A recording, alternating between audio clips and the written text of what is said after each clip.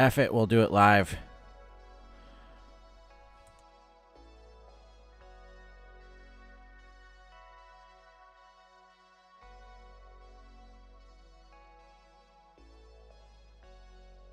Well, well, well. Somebody is here. What's up, Matt?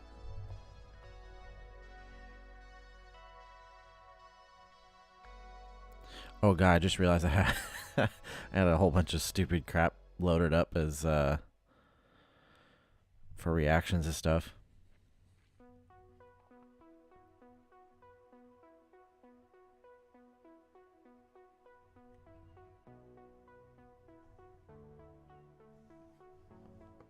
I feel like I'm getting a little bit better at this, at least the setup. Little animated aspects to it. Like I have people message me all the time.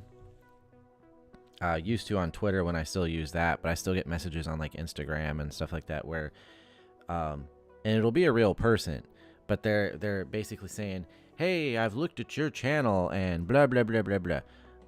You could use these graphics or, you know, whatever, right? These different assets they could make for you. They're a graphic designer, right?" And basically I politely tell them, because I actually have like a business email, or not business, but you know, like an official email, and I was contacted through that by somebody. So I politely responded to them and said, "Hey, I appreciate your offer. You know, I wish you the best of luck. It does look like you have a pretty good portfolio. You make good stuff. But basically, since the start of this, like my YouTube altogether, decided anything that needs to be done for my channel, whether it's graphics or animations or thumbnails or backgrounds or even promotion in a lot of ways, I'm gonna do that. Like, if it has to be a certain way until I learn how to do it, then that's how it's gonna be. Like, I don't want to take shortcuts. I don't want to pay other people to do stuff. Not because I think it's not, in some cases, worth paying somebody, like giving them money. It's not because I'm a cheapskate, although I kind of am. It's just that I feel like this is my hobby. Like, yes, I want to grow it and I want to make something more out of it, but as a hobby, it allows me to like learn all these new skills. So when it came to editing and creating graphics and now like little animated, you know, things for my stream and all this kind of stuff, like I have to make all that stuff. I have to learn how to make it somehow.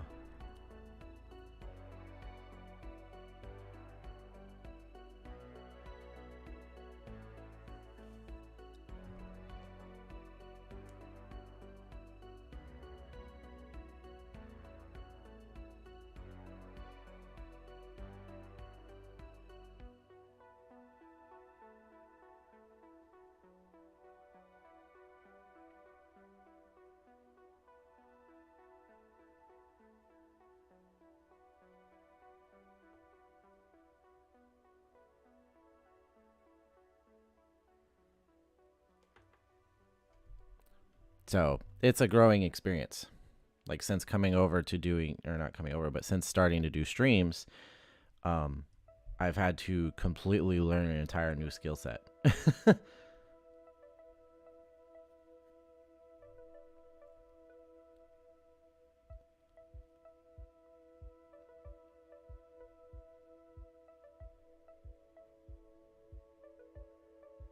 It's a whole world about which I know nothing. Oh, I always forget that magically appears as soon as I open the speed dial tab. I have like this magic number for starting the stream. Like, I say, oh, it starts at midnight, but most of the time I don't actually officially like start talking or doing anything until like I see 3 viewers.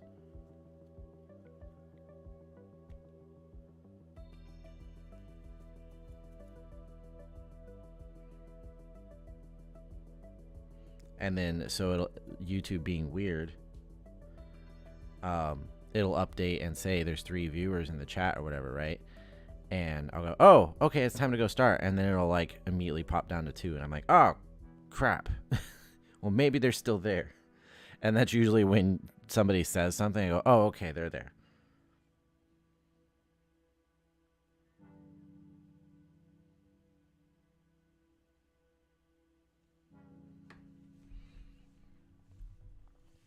So, my one and only viewer at the moment, how's your week been?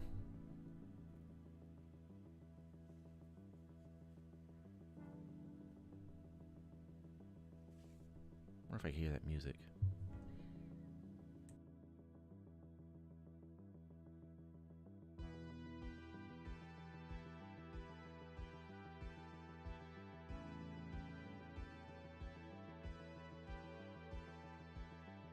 Okay, it sounds fine. At least to me. I like it pretty kind of low.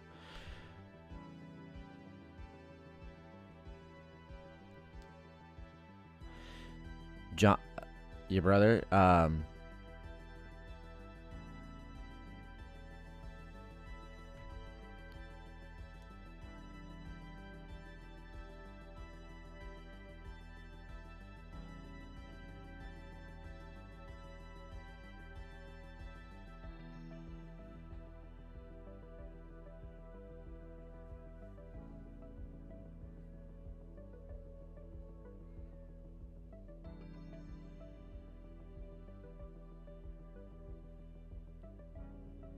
sorry, I had to respond to DM on Instagram. So you got to play some D&D. What kind of campaign are you guys doing? I feel like I know the terms and stuff. Like, I like just being a nerd in general and having been around the comic shops and having played GURPS occasionally, casually. But I feel like more recently I became a little bit more in the know about D&D campaigns and like the structure of them because I was watching the AI presidents play D&D. I don't know if you saw any of that or if I sent any of it to you.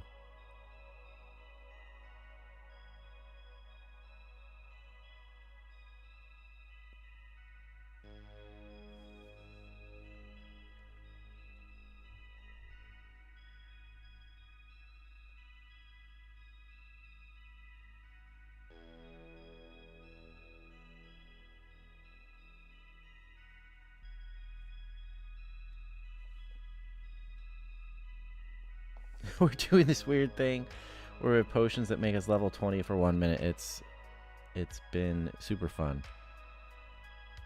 Sounds like it would be. It's kind of like getting a freaking Mario mushroom for your character.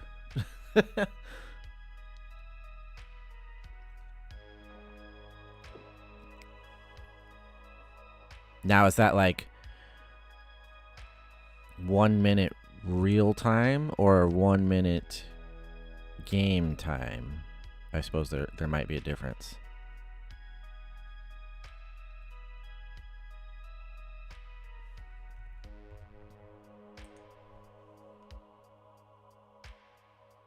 One minute game time, because I would assume that, yeah, obviously the time passes slower in game than it does in real life.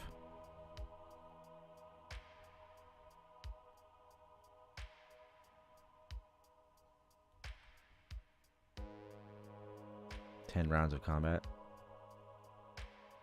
Yeah, I guess that sounds about right.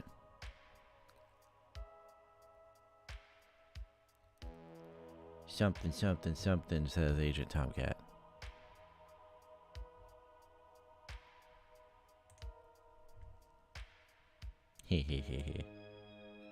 Yeah, I don't know if you got to see the AI presidents. They still have an AI campaign going. Meanwhile, back at the ranch. something, something, something. But yeah, I watched like an entire. I think I watched like 15 parts of this AI president's campaign. It was the dungeon master was Ben Shapiro, which kind of makes sense, and it was of course Biden, Obama, and Trump that were the players, and it was freaking hilarious. All the characters, the way that they portrayed the characters, 100% matched the way you would expect them, their personalities and everything. And it was actually a lot of fun to watch. Yeah, it was super hilarious. But you know what was great is it whoever made it obviously knows their stuff when it comes to D&D.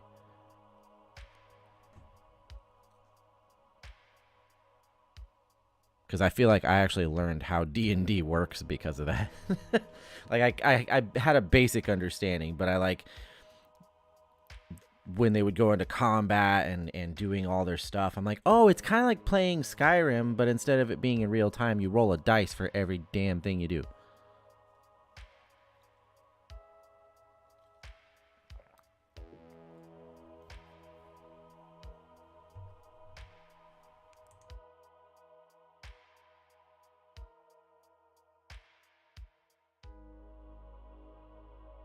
Pretty much.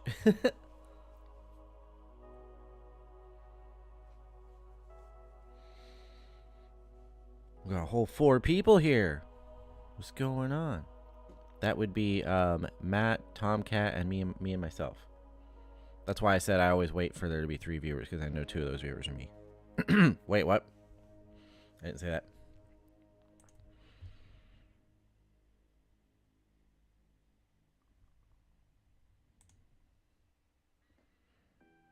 I mean, in a technical sense. One is I've got it up on the TV so I can make sure everything looks right, you know. I can you know, kind of monitor the stream in the background if I want to look over and be like, oh, is it still up? And then because I do not have a second screen at this point, my phone serves as like my chat control. Because I mean, I could see the chat on the Streamlabs preview over here, but I can't do anything to it. Like I can't, if I needed to, I can't jump in and moderate anything.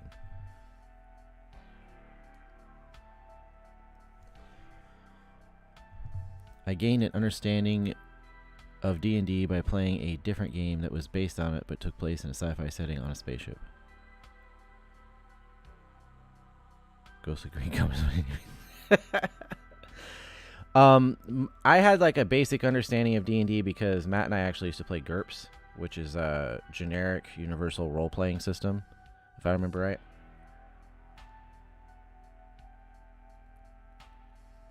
And so that kind of just gave me a basic understanding of like how they work in general, like RPGs do. Non-Bethesda RPGs.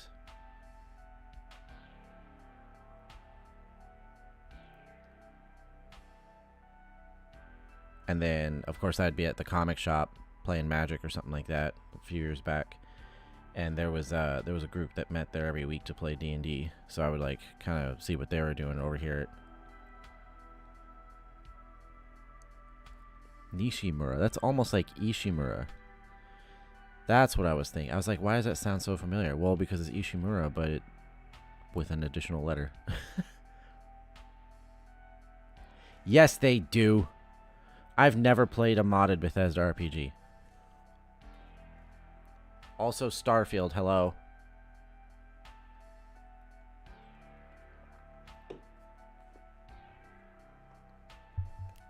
I played 300 hours of Skyrim without even the updates for bugs and patches, and it seemed to work fine to me.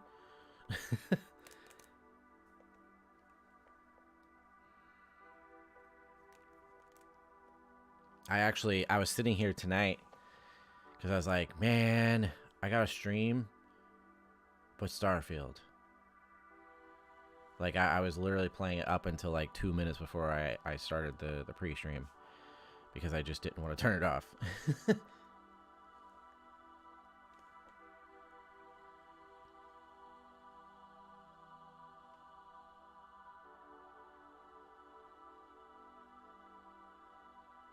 What? Making people's hard work hit. I don't know anything about that. Great. Great.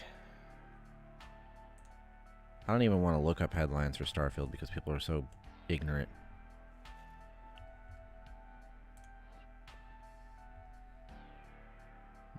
Get out of my face.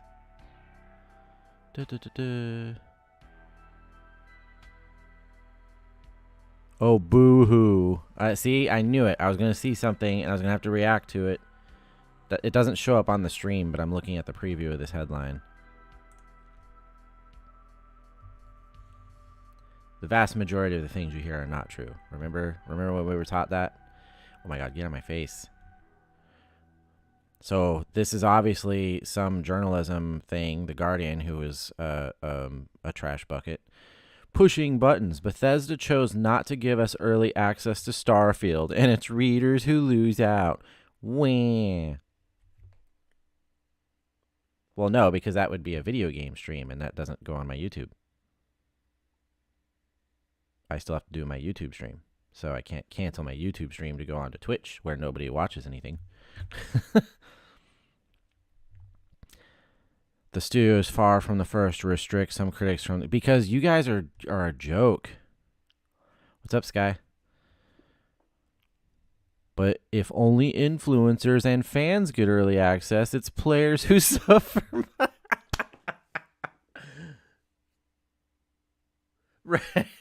Well, I've been playing, so it was actually supposed to come out today. And I got home from work last night. And saw on Threads that they said that they had released it. So I was like, oh, okay, I guess I get to play it on my birthday.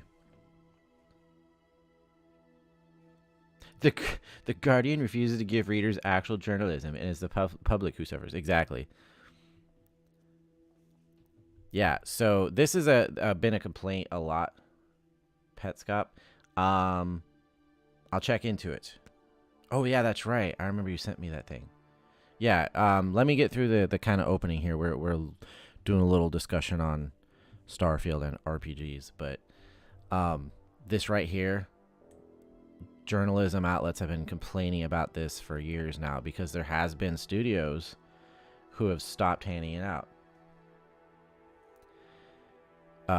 Review copies because they get tired of the way that they handle it, and they honestly would just rather give them to like people who are players and stuff. What on just stream Starfield on Twitch, then watch and comment on it here while you watch your own stream in the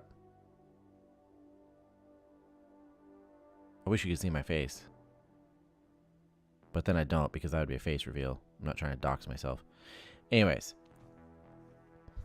yeah, this right here is like a really amusing complaint to me. If only influencers and fans get early access, it's players who suffer most. Wee, wee, wee. The Guardian's review of space exploration epic Starfield, Xbox's big game of the year, went live this morning, almost a week after other outlets published. They're so salty. This is because Bethesda did not give our reviewer an advance copy, as publishers usually do, along with several others, including the greatly respected games publications Eurogamer and... What the...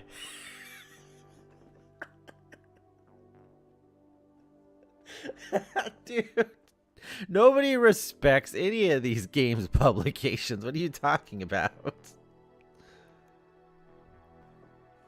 We were left waiting until the game's early access release Friday to play it. Well, there you go. You had to spend $30, whoop-de-doo, so that you could get early access before the majority of people who were going to play it. Because the vast majority of people who are going to play it are going to play it through Game Pass. So they had to wait until today or last night.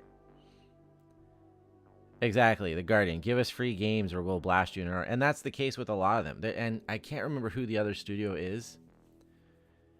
But there's another studio who stopped giving out review copies to a lot of, like, to certain publications, and they got so salty about it.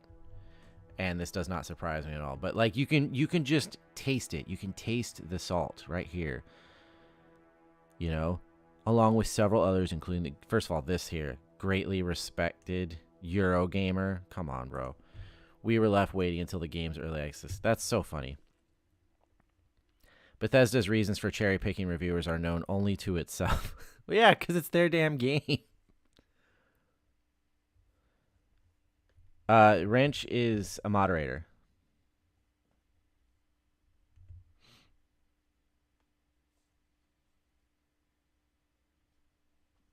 Bethesda's reasons for cherry-picking reviewers are known only to itself, but it's far from the only publisher to do this. Sometimes controlling early reviews is a way to manipulate a game's Metacritic average and crucial first week of release. No, it's not. It's to keep... This happened early in the year with Hogwarts Legacy, when Warner Bros. Distributed copies to certain outlets long before others. The result was an initial flurry of very positive reviews, with more measured takes appearing around or after the game's release, once critics had played for longer. When reviewers receive review codes close to a game's embargo or release date, they are often under pressure to rush, and that can skew their experience. Just give it to fans. That's what they did. Influencers and fans. Give it to the people who actually matter. I'm much more likely to watch some random YouTuber and see their, or streamer or whatever, and see their opinion of something, and actually see the gameplay or whatever, and believe them over Kotaku, Eurogamer, The Guardian. Well, that's because, I don't know.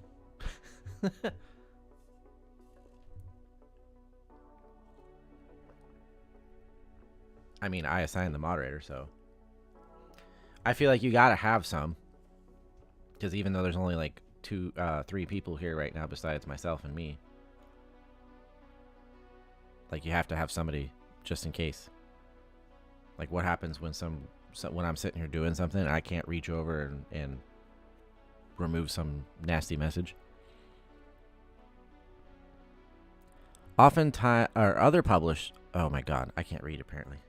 Other times, publishers withhold access from the press because they simply don't like what a media outlet has said or done in the past when it comes to their products. Okay. Like, of course, that makes sense to me. If I was giving something to somebody and they were constantly trashing me or talking bad or give whatever, I might eventually just be like, you know what? I don't really need this. I just don't need this. Especially when in games, quote unquote, journalism, there's not really any integrity. And I mean, come on, who in the world actually thinks of The Guardian when they think about, like, I need a game review? I'm gonna go to The Guardian.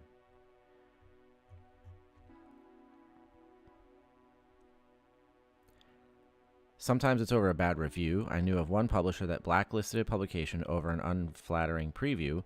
Other times it's because of an outlet's reporting. Before I worked at The Guardian, I was UK editor at Kotaku. Of course. And Ubisoft blacklisted us for ages because we kept reporting behind-the-scenes details about their games. Bethesda also had us blacklisted over reporting on the yet-to-be-announced Fallout 4. That's their right. If they're like, you know what, these people keep doing crap that pisses us off, then we're just not going to give them free games. Like, that's what they're complaining about here. They're bitching about not getting a free game. Like, oh my God, you have to buy it like everybody else to try it and review it. I mean, I'm so sorry. These games journalists, they want to be treated like Hollywood insiders or something.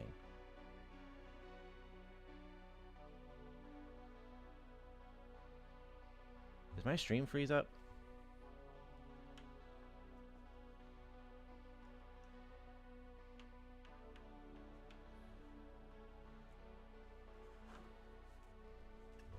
Oh, no, I believe YouTube on my TV froze up. No, I glanced over. This is why I have the TV going too. I glanced over at the TV and nothing was moving. Nothing was happening. So it looks like it was just the YouTube on my TV.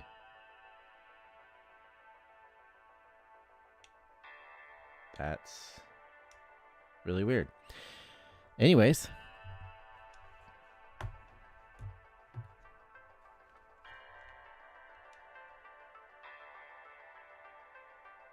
I feel like something's wrong.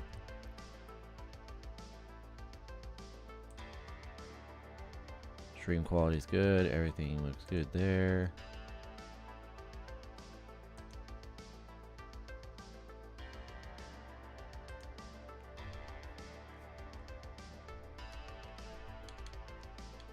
I think that might just be on the YouTube app.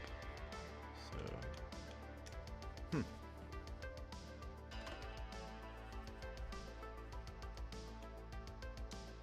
let me check on my phone. Okay. Yeah, on my phone it looks like everything's good too.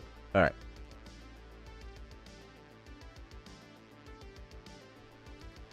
Yeah, I think it was just a problem with the YouTube app on my Xbox.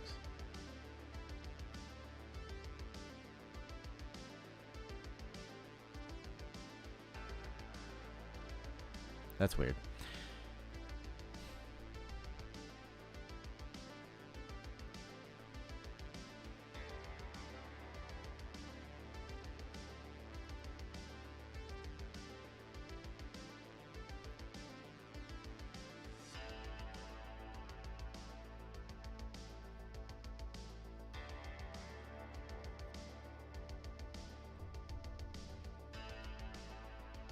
Okay. Sorry for like pausing here. I just was like I got worried for a second. I looked over and on the TV, which is where I normally like monitor everything, nothing, the chat was like almost 10 minutes behind. And then I closed the YouTube app and reopened it and tried to go back to the stream, and it was just like closing out every time. So there was something wrong with the YouTube app on my Xbox.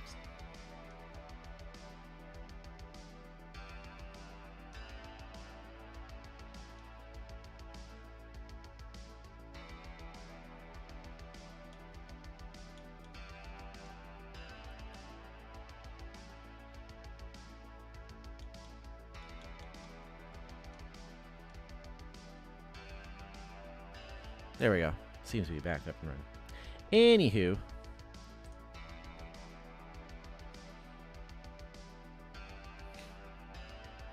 Try looking at live on some stuff. Yeah, it looks like it's running now.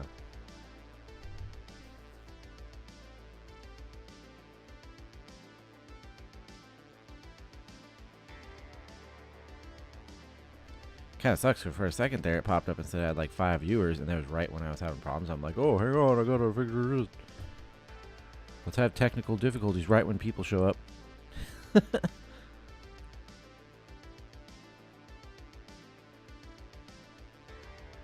Also interesting. So Starfield. Like I said, I played what I was trying to say before everything got hung up. I played about 4 hours of it last night. Once I settled in and got it going, I did not want to stop, but I had to work today, so I was like, I should probably sleep at some point. So I went to bed at like 4:30 in the morning last night after playing Starfield. And then I got up today, and I thought about playing before I went to work. Technological differences, differences. But again, I was like, nope, just get work over with and then come back and play. And then I was like, oh, but I have to do a stream tonight too. So I played about 2 hours before I came on stream tonight. And like I said, I keep having to remind myself that it is in fact a Bethesda RPG. Because I'm like running around and doing stuff. And then I remember, I'm like, oh yeah, this is like the same people who make like Skyrim and Fallout. So it has a lot of like similar structure, but it's really pretty. And I don't even know what I said.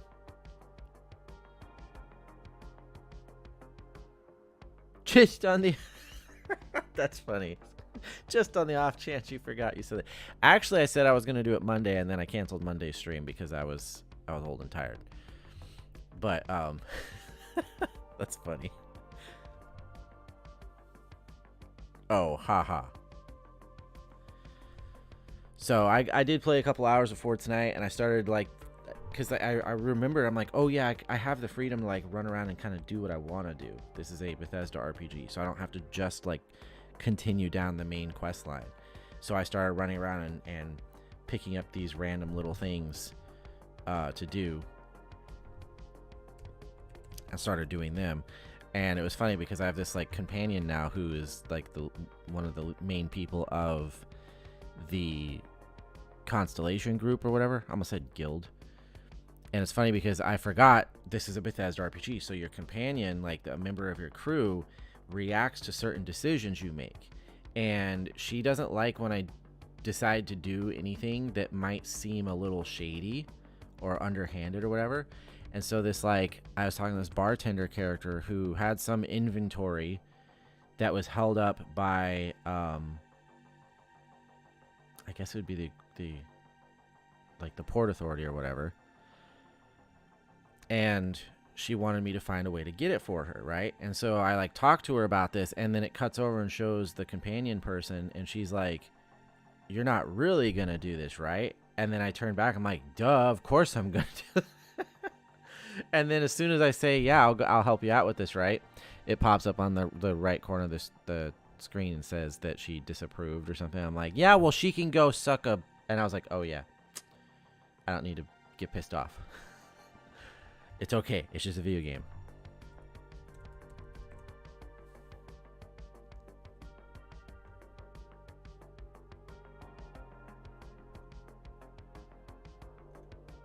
Oh, wait, what?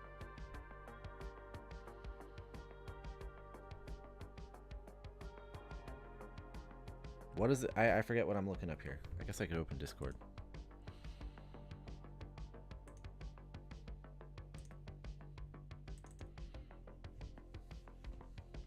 But yeah, so I'm pretty excited because I'm playing this game that it both feels like a Bethesda RPG while not feeling like one. That's what I looked up. Petscop. It's on the screen right now. I don't know. I gotta see what... Oh, great. Discord's installing updates.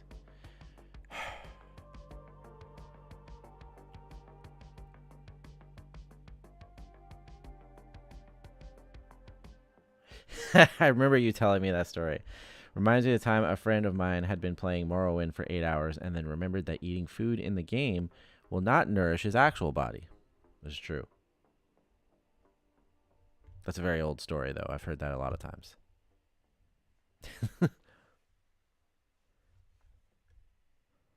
Red thingy and name? This one? So I don't have to open Discord now? Oh my god, it's still trying to open.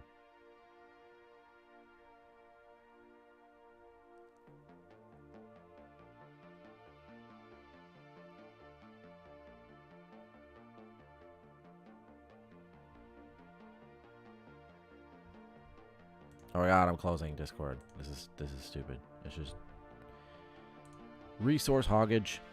Alright, this one right here. The darkest game you cannot play. Oh my god, it's still opening. I just closed it and it's still opening.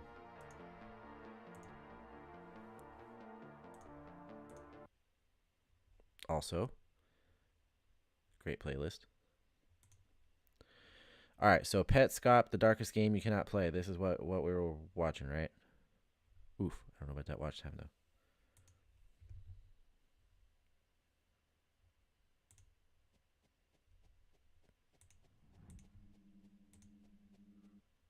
Everything needs to stop.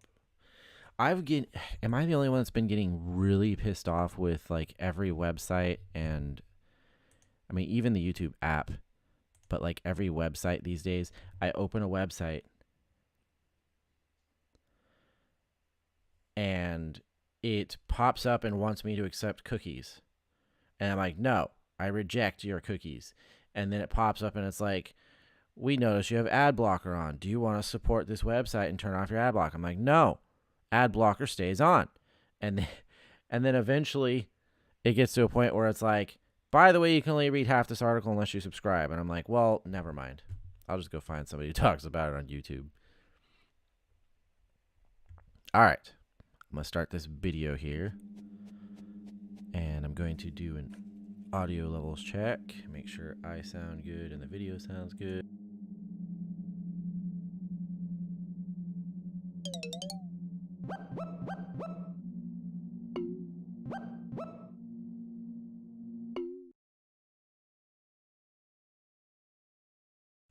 All right, I'm going to read what that said. Hang on. This video utilizes a fan-made Petscop remake named Giftscop to supplement certain points of the series. While Giftscop is a one-for-one recreation of Petscop, it's not canon. It is only being utilized for theatrical purposes. Okay. I have no idea what's going on. Tomcat says, "I wish an actual game like this had existed." Apparently people know about this. And I don't. Just like the Google Doodles.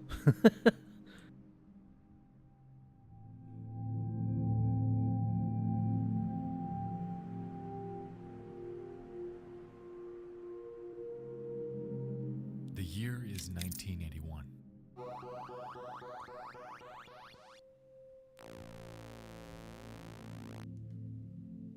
The popularity of the classic arcade is at its peak, often dubbed the Golden Age. Defender, Centipede, Pac-Man, Berserk, Space Invaders, you name it, you can play it. There is one game, though, that stands anomalous. It's a black sheep, a diamond in the rough.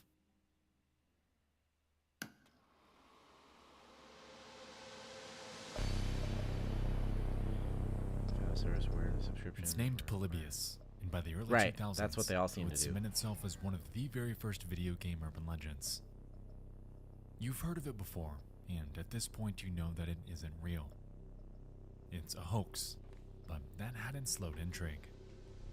Surprisingly, it all began with a single post on coinop.org, a database of coin-operated arcade games. The author made claims surrounding its players and how they develop severe conditions. Well, not just articles too.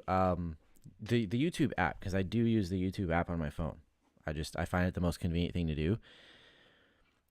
I have so many times where I will open the app and it goes straight into shorts. Now, there are times where I like shorts, but I don't want that to be like to just automatically pop up in my face. And I'm like, I exit the short. And then it'll be something else that'll pop up like, oh, YouTube Premium or whatever, or NFL Pass or whatever on YouTube. And I'm like, no, I don't want that. And it'll literally just be like a full screen thing. And I gotta find the stupid X to try and get out of it. And then I get out of that. I don't know. It's just like you're making me just not want to use your product at all.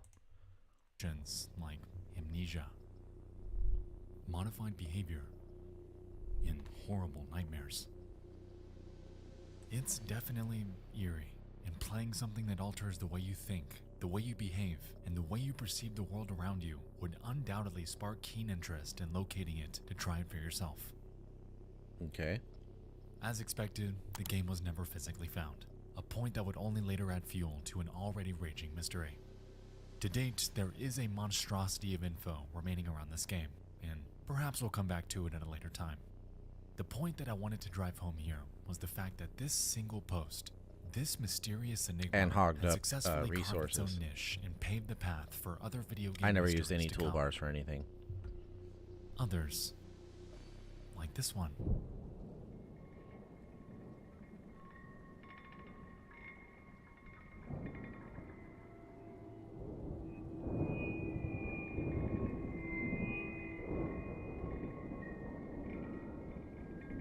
Petscop, a video game with supposedly one single copy and an obscure and disturbing relic with a myriad of secrets.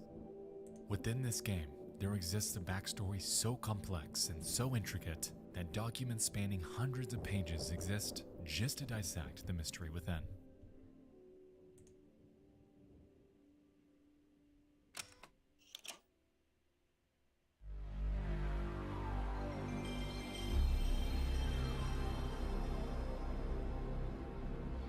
There you go, Tomcat. I'm sure you just had some sort of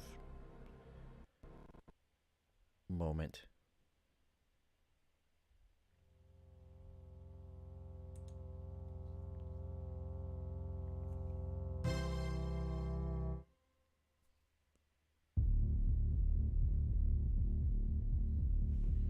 It's the 12th of March 2017, Reading memory card, nice. and the video enters cyberspace.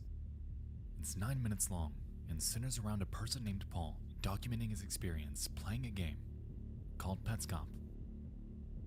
Presented like a Let's Play, Paul records these episodes to prove to someone that he's not lying about a game This he actually found looks pretty playing cool. it within his home.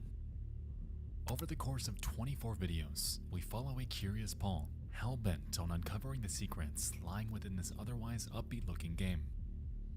Unbeknownst to him, though, he'd unearthed a bit more than he bargained for, sending him spiraling into a wormhole of family secrets, and ultimately leaving him both unnerved and frustrated, with more questions than answers. What the heck?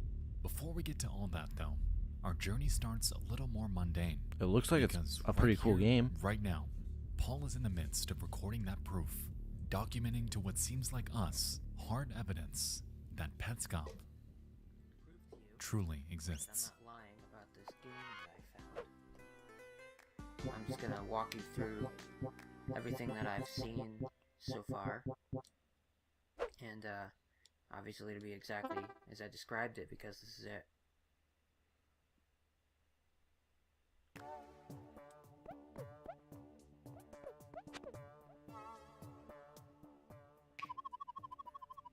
Oh, I like the little sound effects. The game begins in what is called the gift plane. The player character is an inexplicable creature with large feet, hollowed eyes, a triangular mouth, and no hands. And the game itself, made by Garalina, a company that does not exist. As of right now, the origins of both Petscop and Garalina are unclear. However, parts of the puzzle are likely to surface down the road. Well, I can proudly say I was never a One of the first things Paul PlayStation does is guy. interact with this sign. The gift plane is closed indefinitely, and all personnel have left. If you're unaware, the gift plane provided homes to over 100 young pets. Unfortunately, we failed to remove all the pets from their homes. Oh gosh. 48 pets remain here at the time of writing. We would strongly encourage you to visit our 8 homes and find some friends to take with you. From here, Paul sets off to explore the gift plate. The thing is, However, it's quickly kind of realizes that it's unfinished. believable as well, 70p. because a lot of these older games, especially in that like late 90s, early 2000s era, that have a certain appearance, but they can be pretty dark games in theme, even if they were meant for kids. Like, they didn't hold back on a lot of stuff. Aren't there, leaving Even Care as the one and only level Even to Care. explore. This actually is not the interesting part, but I'm just gonna show you. I'm gonna walk you through all this so you can see that this is exactly what I described.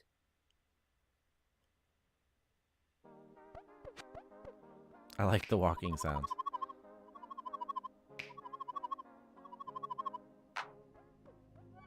Upon entering Even Care, Paul discovers a photo depicting a bird and flower named Toneth and Randus, respectively. Curiously, their names are color-coded. However, a reason why is not yet determined. What is determined is the fact that doors will be a roadblock because the player character doesn't have any hands. But you don't know how to open doors. Well, yeah, because you don't have Kinda hands. sucks. Paul goes on to catch a pet locked behind a cage named Amber. Well, then how does it And do following this, half he the other stuff encounters it a room does? with one named Ronith, an amalgamation of Toneth and Randus, who we saw in the picture prior. Ronith avoids Paul no matter what he does, leaving him stumped on how to capture them. And as a result, Paul pauses the game to explore the in-game compendium. Actually, I should show you the pause menu. So here you can see all the pets that you've What? collected, that you've caught. What? That stuff's weird. You read that stuff?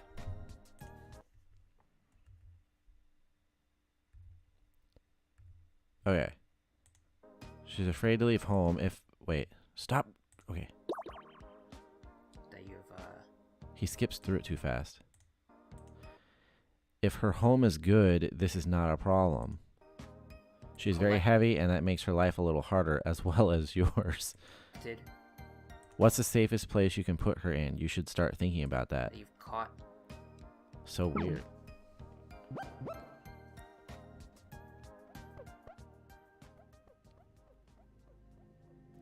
While he flies through it, Amber's description is interesting. Oh, I guess he's gonna... Ah. Amber's a young bull. Well, I and have she's not afraid to leave home. pre-screened these videos, so I don't know if they're gonna get to these things. So I just see interesting stuff. I'm like, well, I gotta pause it. If her home is good, this is not a problem. She's very heavy, and that makes her life a little harder, as well as yours. What's the safest place you can put her in? You should start thinking Oh, about heard. that. Okay. If we can recall, Did not know that. Amber was locked behind a cage in what resembled a prison cell, and when Paul went out of his way to let her out, she would simply jump to the other. The only way to catch her was by surprise, by glitching through a wall, which leaves us to wonder why she was so hell-bent on staying within its confines. Even stranger is the item description within her room. It's a trophy, awarded to our Amber for being a real champ yesterday and today. She hasn't left her cage once. I don't know about you, but to me, it seems like she's being coerced into staying inside. Yeah. The wardage is oddly confrontational and could be hinting at some sort of psychological abuse. Now, what the hell am I saying? This is a kid's game where we collect Oh, of pets. course. It's a kid's I'm reading game. way too much into this, right? Right?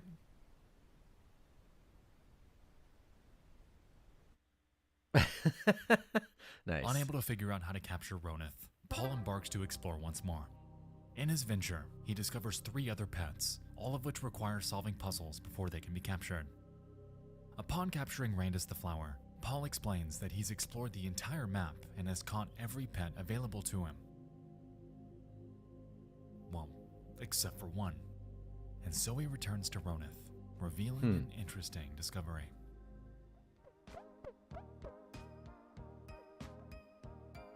Alright, so I still can't catch this guy.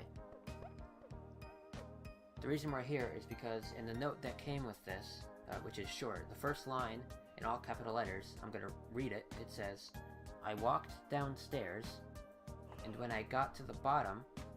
So the game is pretty convincing. turned Like, it right. definitely looks like something that Became a would be shadow possibly a monster real man. PS1 game. But below that a date, June 13th, 1997. The kid talking, For though, you, is what colon. makes me not as Please convinced. go to my It's just, website I don't know, on the something about it's sticker, too obvious. and also go to Ronith's room and press start and press down, down, down, down, down, right, start. I don't know how you always end up Pauses so the far game to behind, enter the Sky. code found on his note. So I happen to know that this is Ronith's room because it works. So I go here. I'm just gonna do this now. So what is it? Down, down, down, down, down, right, start. Alright? So you can see that it accepted it and the music stopped. I'm just gonna go out this way here. Immediately, it becomes clear that something has changed. The music has stopped. Time stands still, and even care sits completely lifeless. So why didn't you go get Ronith then? After exiting to show us the outdoors, we learn that, at a fundamental level, Petscop has changed from a happy-go-lucky collectathon to something shrouded in secrecy, visually represented by a seemingly infinite, dreary, and barren plain of grass. I like it. So there's nothing out here, as far as I've seen. But actually, I think there is something out here. I just haven't seen it yet. Because it sure seems like, in this note here, it sure seems like, right, I'm supposed to come out here and look at something. I haven't found anything yet, but I'm thinking if I just keep walking around here, I'm going to find something eventually. Hey, so I was talking about how I couldn't find anything out here. Well, Yeah, I feel just like this found whole thing would have been better without this guy And commentating. last time I came out here, I was walking around in this space here for over an hour. And this time I find this in less than 15 minutes. So this is just luck that I happen to find this. And I think if I were to restart my console right now, I would not be able to find this again. Probably, because I don't remember what I did. You know, all the directions that I went. So I'm kind of scared to, you know, I want to keep There is the, a way that the he could console on until I figure this out. The he situation could is do that a I cannot search open this door. and know where he was. I but probably can open the door, but I don't know what to do. So I thought I would just slip this in at the end. If you think you saw something that might provide a clue, please let me know. Alright, that's it. So did he die? Oh. I'm not gonna lie, I have always loved the ending of Petscop 1 because this door effectively serves as the point of no return. It's Thanos' Q-ship in Infinity War, the door to Xemnas in Kingdom Hearts 2, the point to where, if Paul enters this door, he ain't coming home for a while. This dead end almost seems like it's doing whatever it can to force him to stop playing. It's a metaphorical last chance, leaving Paul with a monumental decision. He can take the blue pill, shutting the game off, stashing it away, and living his life as it was before. Or he can take the red pill and staunchly wait by this door to see just how deep Petscop truly goes.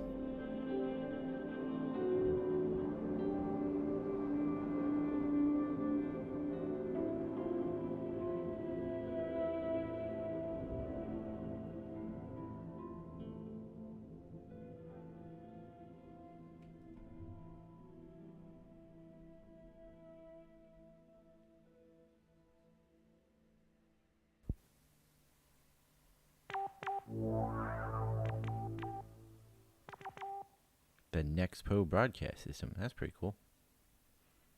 I like it. All right. We got a long journey ahead of us tonight, but before we begin, I'd like to tell you guys about today's video sponsor, Guardio. I do know how to Online cop security pets. is invaluable, and it seems like each and every day, new YouTube channels being hijacked and And- converted to shilling some cryptocurrency. The possibility. No. We don't do cryptocurrency here.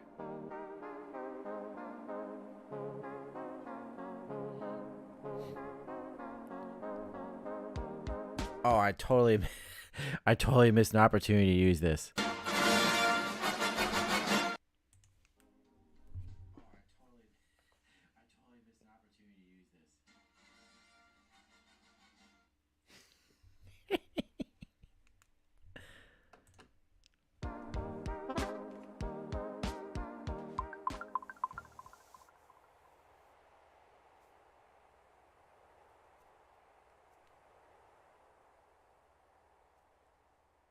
Pets Cop 2.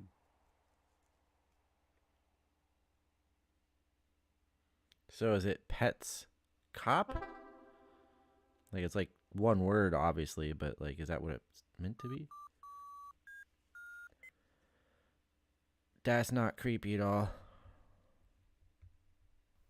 Hey, so, the door opened on its own.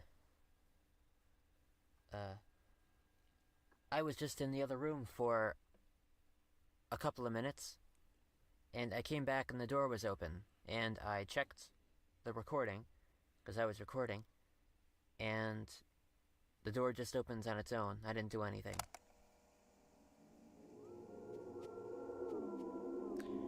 Fascinating.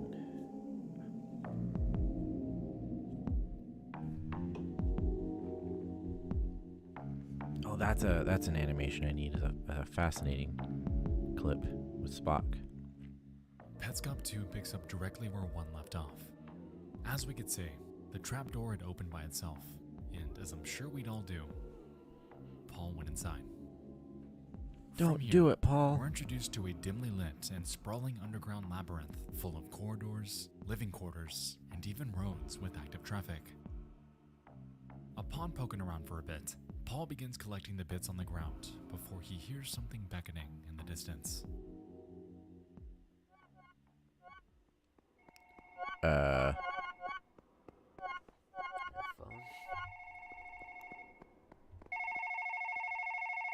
That's not weird. Care left the room. What is this? And so we're introduced to our first major character aside from Paul. Someone denoted in yellow named Care, who, quote, left the room. Furthermore, we can see a bizarre flyer denoting a little girl in 3 emotional states. A being content, B appearing disheveled, and NLM appearing to cry into their hands. Am I the only one? Oh, so we're not running around in the circles hair changed, later. I guess. Just know that both Care and this little girl are the same person. Which, of course, answers one unknown, yet begs a question. What do these emotional states mean? And why are they here? Yo, this has 2 million views in the last 6 From days? here, Jesus. Paul begins poking around some corridors. In his venture, he encounters 3 portraits, with the first showing a greenhouse, the second a windmill, and the third a school, in which a foreboding sound echoes upon examination.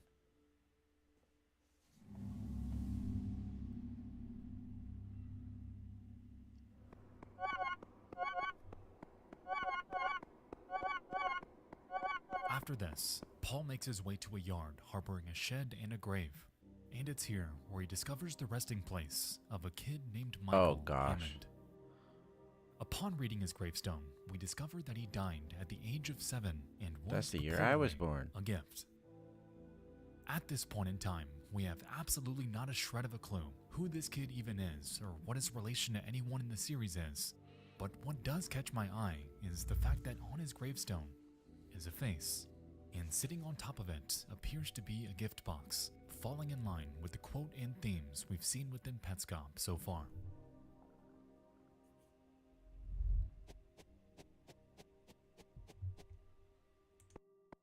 Upon entering the shed, Paul encounters a large daisy. He begins plucking the petals before stopping near the last one due to last-second apprehension. He heads out and into the other door, and surprisingly, encounters the girl from the flyer, Care NLM, standing on a plateau with a stem protruding from her head.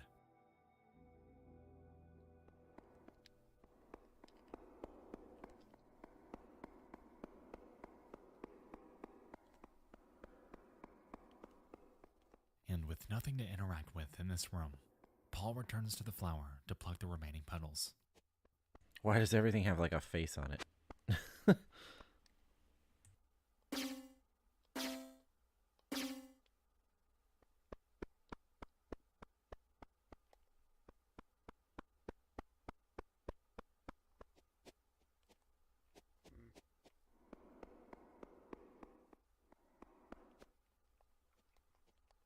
Okay.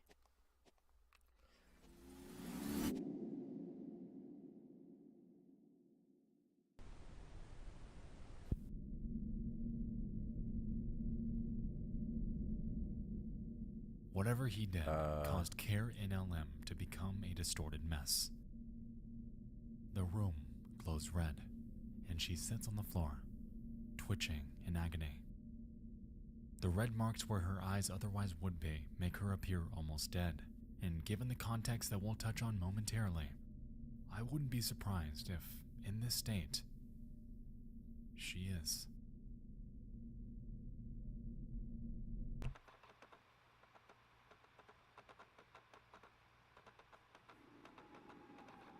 I love how it's supposed to be like reading the disc here. A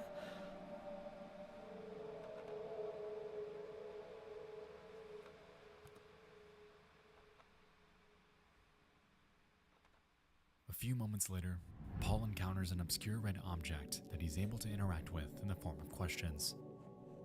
He asks it, "What?" To which it responds, "I don't know." Huh. Curiously, behind it sits a screen displaying a windmill. And strangely, as Paul's observing it, the ominous sound from earlier plays once again.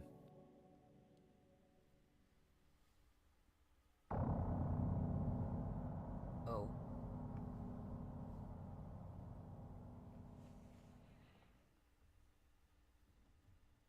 Alright, so it's been like I like 2 how his minutes, reaction to so much stuff is just, and oh. when those sounds were playing, there was nothing happening as far as I could tell, and nothing has happened since. So, I'm just gonna keep going. Keep watching There's the windmill. already been stuff that I could dig a little deeper into. It says keep and watching I'm the gonna do windmill. that, and keep you updated. But also, when you come home next month, and hopefully you're feeling a little more enthusiastic about that now, we can investigate this together. Hmm? And maybe you'll find stuff that I can't find here.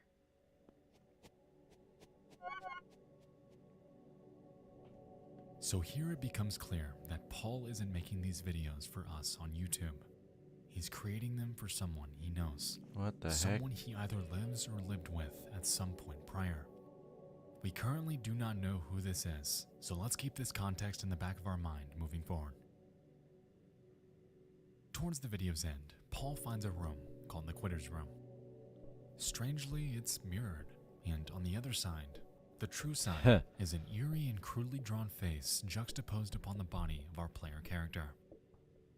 Clearly, this face is out of place, which leaves us to wonder what their role is within Petscop, why they're on the unreflected side of the room, and most importantly, why they do this.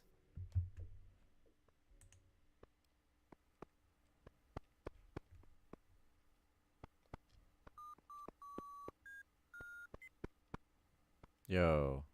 What the fuck? Wait a second.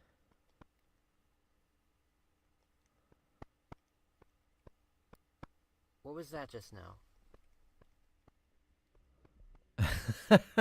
Somehow, this girl exhibits movement on Creepy. her own before correcting herself a few moments later. It seemed to be caused by the same jingle that played at the beginning of this episode, establishing a strange feeling of sentience within this game. It seems to me that Petscop is toying with Paul in a way, yet at this point, we don't know what exactly its motives are.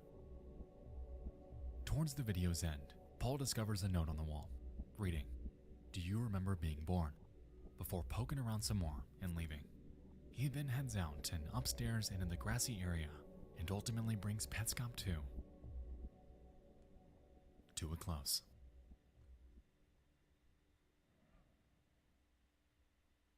I always love that moment in a video game where you don't know what to do next, so you just kind of go back and start wandering around.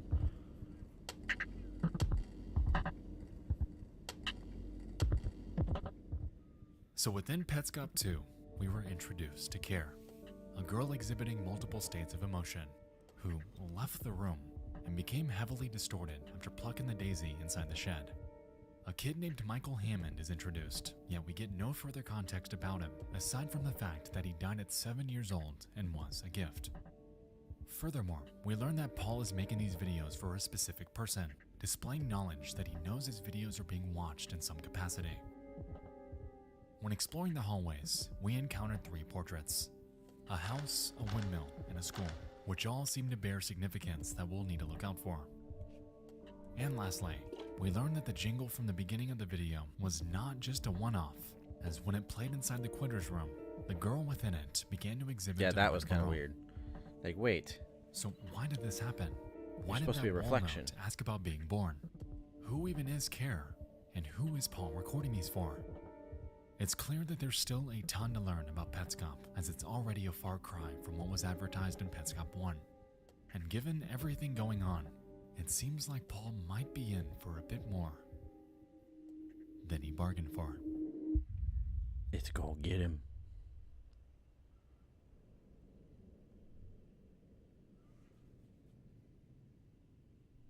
Alright, so now we're gonna look at what's over here, which I forgot about this. So I'll look at this now. Even the sound of collecting the like items, the gems and stuff is like sounds horror themed. It's got that weird distortion to it, that warped sound.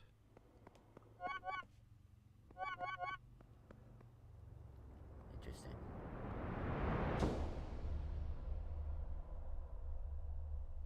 Good grief and alas. The phrase on the back wall, and also a quote from a story.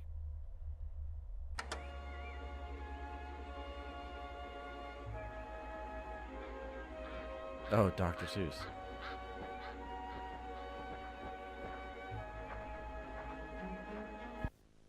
Daisy head, Daisy head, Daisy head, Maisie. Daisy head, Daisy head, Daisy Oh. Daisy, Daisy head. Yeah, the little girl had like a stem from her head, right? And alas, to think this is happening right here in my class. Whoa, this looks familiar. The plot of Daisy Head Maisie involves a little girl who suddenly grows a daisy out of her head. Almost immediately, everyone in her school, her family, and her town freak out, causing her to become a spectacle as everyone tries their hand at removing it. Because of this, she runs away, eventually finding the Cat in the Hat, who pleads for her to go back home. Maisie, however, retorts with an interesting claim. I can never go home. Nobody loves me. Nobody loves me.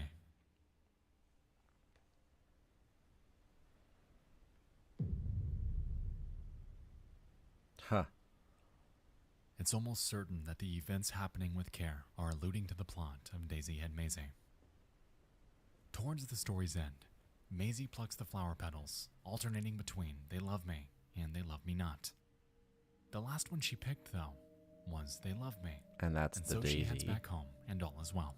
from the game. On the contrary, it seems that with Care, the flower ended on they love me not, effectively affirming her emotional state, being Care, nobody loves me. Perhaps this glitch is a representation of her sense of self. Maybe she's breaking down in tears. Why do these games always get so Maybe deep? she's dead. Whatever it means, it's clear that it isn't good, leaving us wondering who exactly her character represents, if anyone, and what the hell happened to her.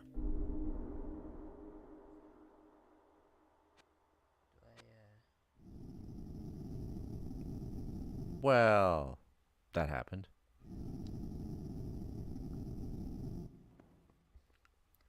I think I have to put something there.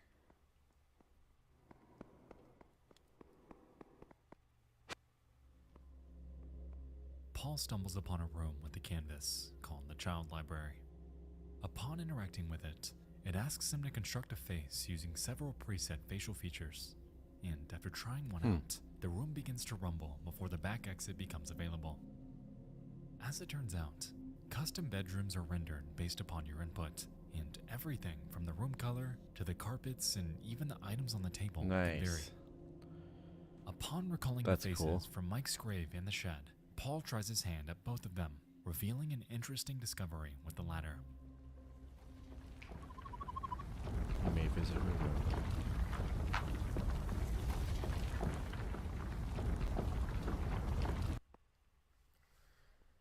Here's Oh the other boy. room.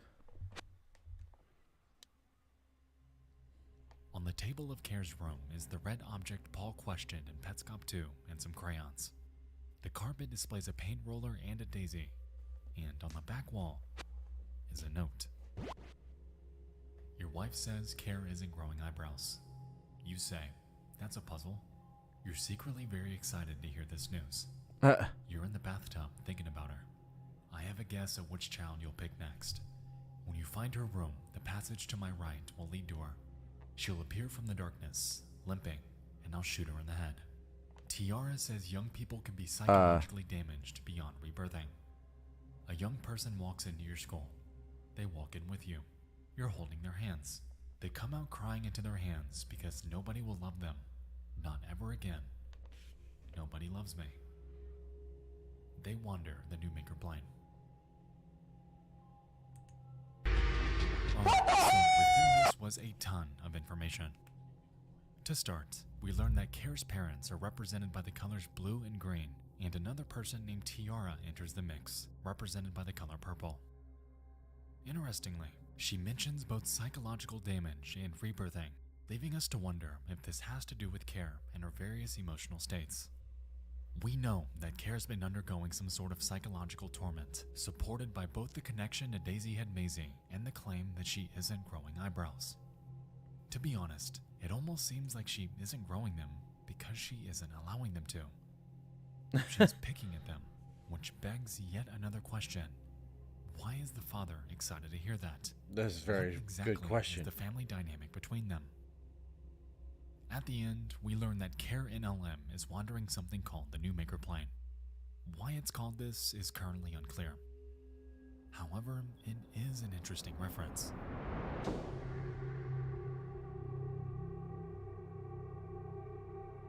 To something real? In April of 2000, an 11-year-old girl named Candace Tiara Elmore was Oh, undergoing gosh. attachment therapy with the goal to metaphorically rebirth her under the name Candace Elizabeth Newmaker. For over a week, Newmaker would undergo intensive physical and psychological abuse at the hands of her adoptive parents and unlicensed therapists, Connell Watkins Oh my and Jenny God. Ponder. During the second week, for 70 minutes, the four adults had wrapped her in a flannel sheet and covered her with pillows to simulate a birth canal, and she was tasked with escaping on her own volition. What the 11 fuck? times, Newmaker shouted that she was dying, and that she couldn't do it. But the adults did not care. Go ahead, die right now, for real, Ponder claimed as the group maintained their combined 673 pounds of weight upon her. All she could force herself to mutter was no, which would also be the last word that Candace Newmaker would ever speak. Bro. 40 minutes in, Ponder repeated, "Quitter, quitter, quitter, she's a quitter," as Candace Newmaker's life faded from beneath her. She did not survive. That's fucking... Wow.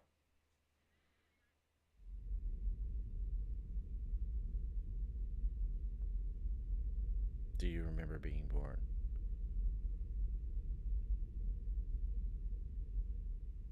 The connections between this murder and Petscop are clear.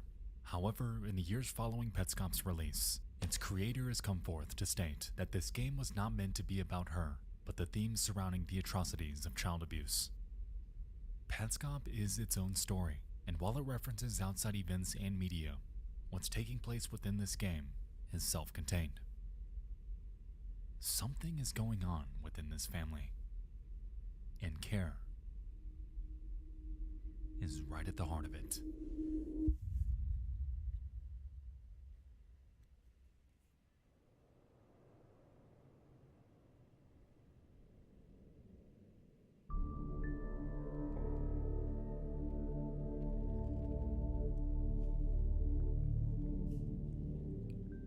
In Petscop 4, Paul maps out the Newmaker plane with his knowledge of the labyrinth underneath it. After tracing his steps to where the windmill screen would be underground, Oh, that's he smart. encounters the camera that's feeding it.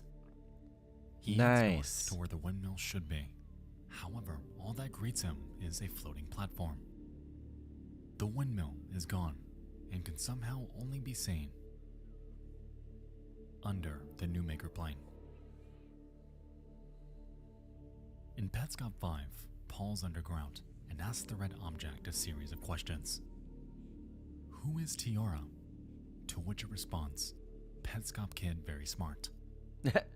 Who am I? With the response, New Maker. And where am I? To which it states, under the New Maker plane. Oddly, right after this question, it turns pink to Paul's surprise. And so he asks, who are you? I mean, I don't think any of this Weirdly, is to it Paul's takes this surprise, object but 20 seconds to respond before it demands that he turn off PlayStation. And after asking why, it states, Marvin picks up tool, hurts me when PlayStation on. A few moments later, the object returns to the color red. Paul inquires on who it is once more, to which it simply states, Tool.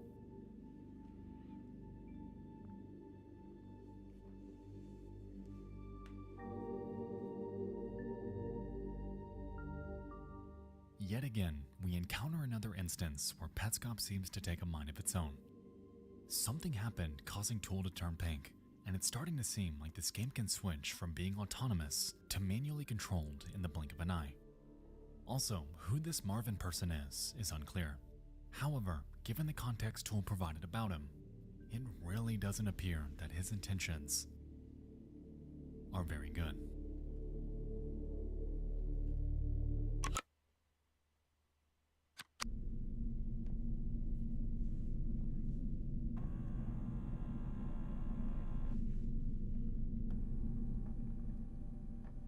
Outside of the Petscop game are curiosities hidden within the video descriptions.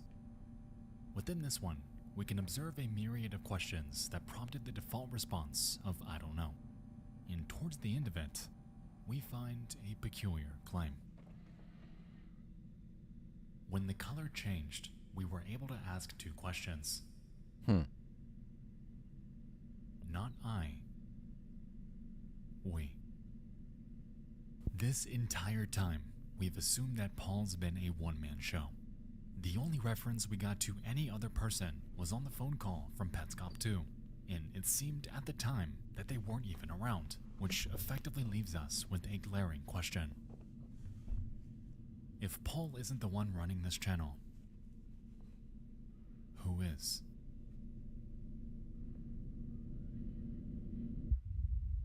your mom.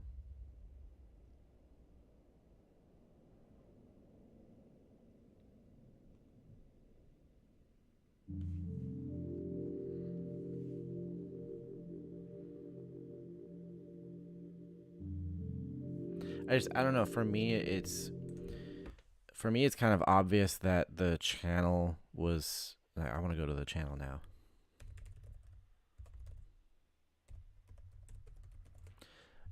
That the channel and the videos and stuff like it is all. It's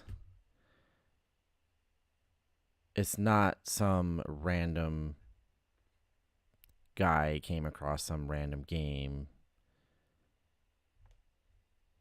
It was obviously created as almost like a ARG type thing or something.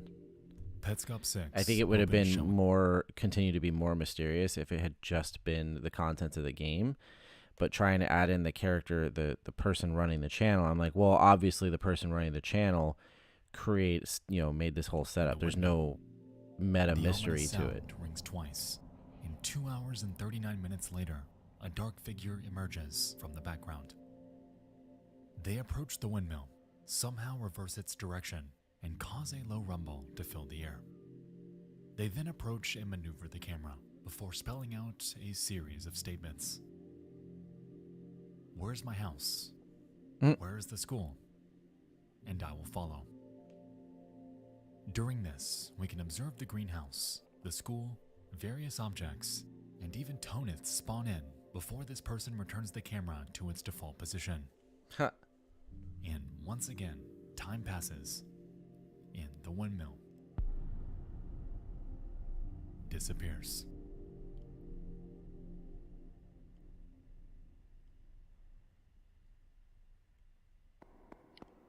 It's kind of fun, actually. Going through a 4-hour video and noticing that on one half of the video, the windmill's going in one direction, and in the other half, it's going in the other direction. And pinpointing where the change occurred, and the fuck is this? Yeah, see, nothing about him is convincing to me that he doesn't already know all this.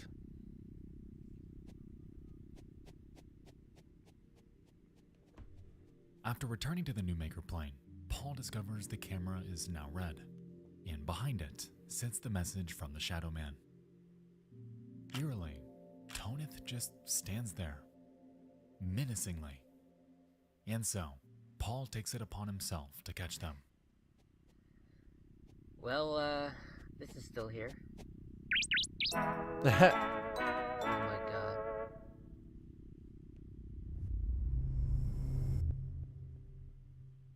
So that's how you catch him.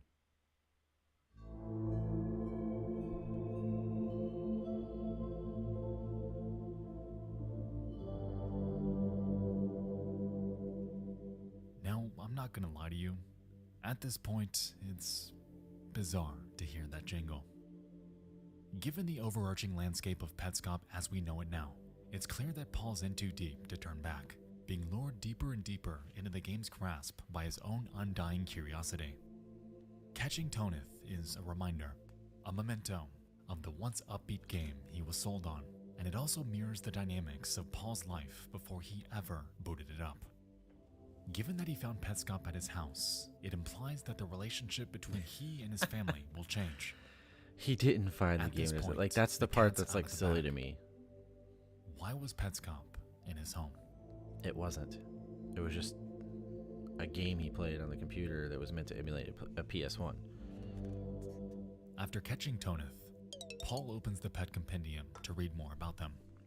Yet, instead of a normal description, we observe that it's unfinished, with mere placeholder text where it should be. Yet, as Paul advances, he realizes that there's more to it. Reading. A bird. I think I forgot what birds look like. Funny stupid blob monster, says Mike. Yeah, that's what it is. Painter. Painting puzzle. Catch Randus first? Had broken leg for some reason. I already hung him on a wall, too late to take it back. It makes me think about the dog, actually, because when the car hit him, I thought, at least it'll be over soon. He survived it. And Oh, I was gosh. the only one who still wanted to put him down. A dog isn't innocent. When that dog wags its tail and appears happy, I like it. it's not real. I guess that's Tonith then.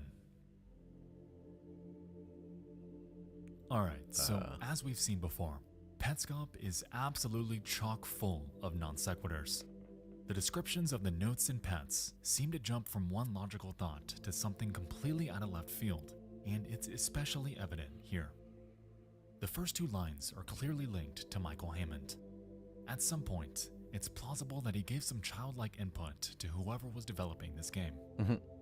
Right after the mention of his name, it jumps to what appear to be traits and requirements to catch Tonith in what would be his room and even care.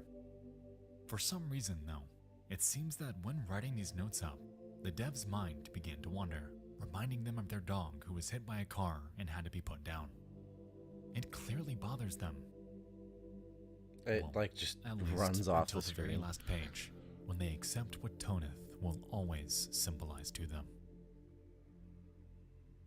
As Paul explores the compendium a bit more, he encounters a new page of catchable pets, clearly being slots for Care A, B, Yeah, and the different NLM. emotional states. Now, while the fourth one is still unknown, what this ultimately drives home is the fact that Paul can catch Care. He just has to find her. Later on, Paul returns to Tool and presents it two questions. Where's my house? To which it replies, you'll never go home. And where's the school? With the response, you can't go back in time. Unsure of what exactly this means, Paul heads back to the yard, finally expressing concern that Petscop might be more than it's letting on.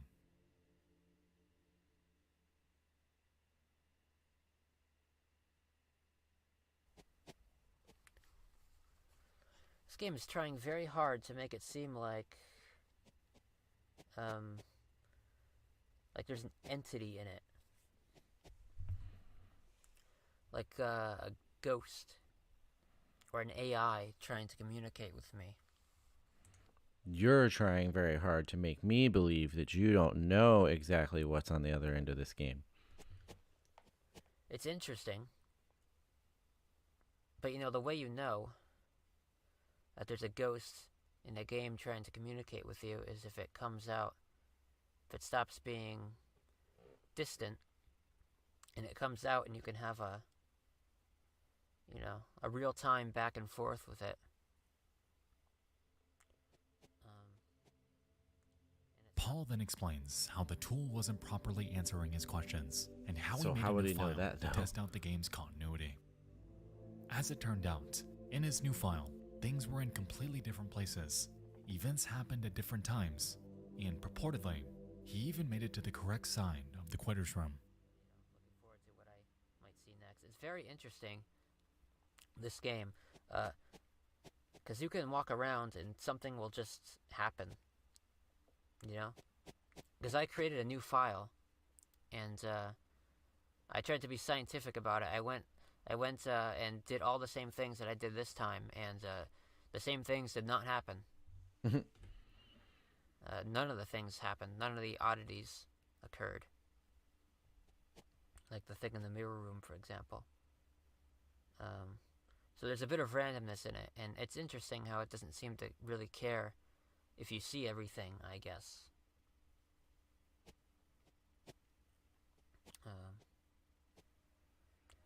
Yeah, so it's interesting. It's at this point when Paul is finally undergoing a change in heart.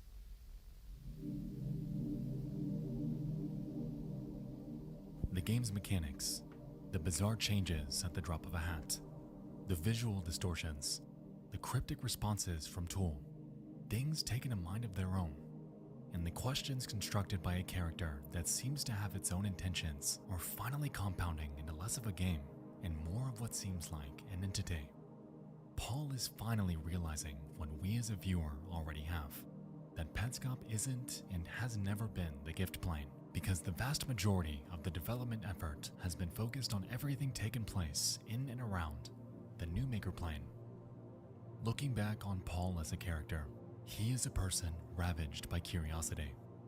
He picks up every collectible, examines every single object, and progresses through the Petscop rabbit hole, led by his own suspicion. This game is feeding him with mystery. He's just doing what any gamer would do, though. I don't think that that's anything out of the ordinary. Stringing him along like a pet tracking down a bone. It's playing him. But he just can't let it go. Because he's playing a game and trying to figure it out and win.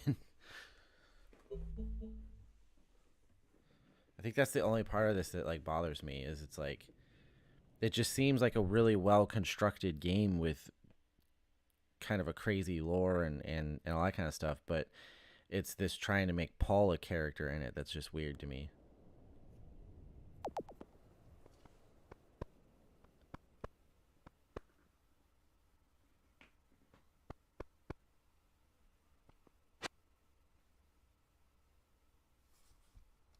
Petscop 7 opens in the quitter's room. Paul stands in the corner while he shuffles through some pages that are more than likely notes he's taken along his journey. While he's doing so, though, a tune plays from the other side of the room, to Paul's surprise.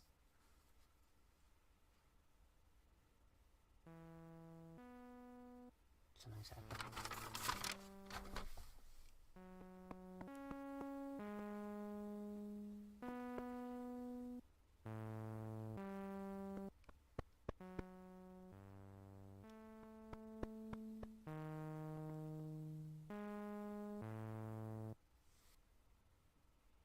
Here we go. Oh, hi there.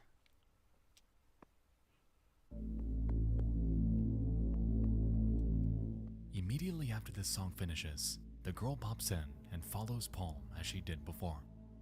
Given the timing, it almost seems like she was the reason it was playing in the first place. If this were the case, it wouldn't be the only instance of audible cues synchronizing with anomalous events within Petscop, as we've seen this happen with both the Shadow Man and Jingle from previous episodes. Moving on, Paul returns to the sign on the wall and notices an interesting change. It demands for him to come here, with the handwriting and color matching what we saw from Pink Tool in Petscop 4. And upon returning to it, Paul encounters a message waiting for him. I love you, Newmaker. I love you, Newmaker. Please show Marvin where his house is. This clearly alludes to the Shadow Man's question from earlier, and also establishes the fact that his name is Marvin. In response, Paul asks, "Who are you?" To which Tool responds, "Go there and he'll follow you. His daughter's there." Oh. And lastly, he asks the question, "Remember being born?" To which it replies with, "Also wants 1,000 pieces for machine beyond school basement stairway." Interesting.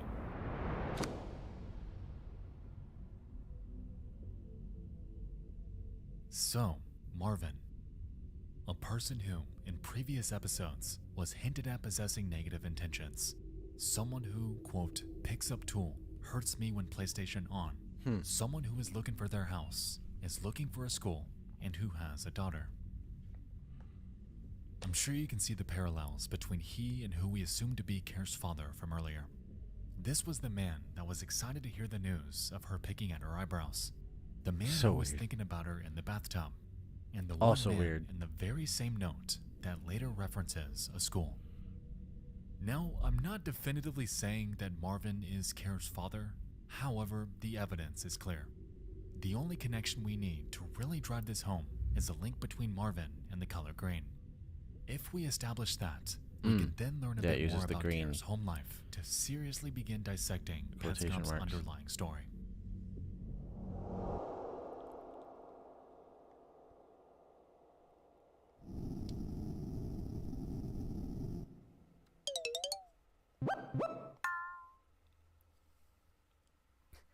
Well, there you go. Wait, what? Child library accepts people. Oh, you gotta drop off a...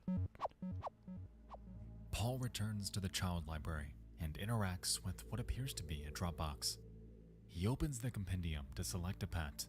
However, the game claims that the child library, quote, only accepts people. For a game centered around pets, I do find this strange, and even more so that the only human we've seen in the entire game is conveniently the only non-pet that we can catch. To our knowledge, we can't catch Marvin, and we can't catch the Quitter, which means that this shaft is only meant for one person.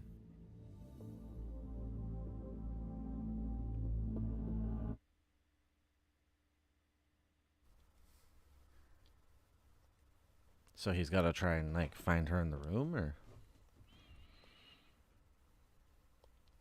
This is like a code. Paul recalls the prevalence of eyebrows within Petscop and inputs Mike's face without any.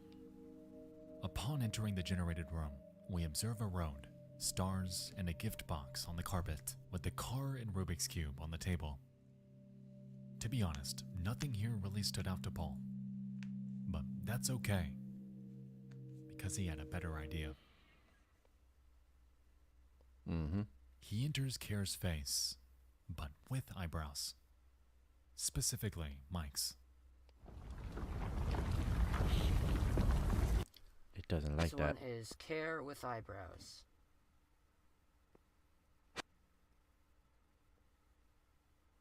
Huh. This time, the room's carpet contained gears, sabers, and dots, and on the table is an interesting find.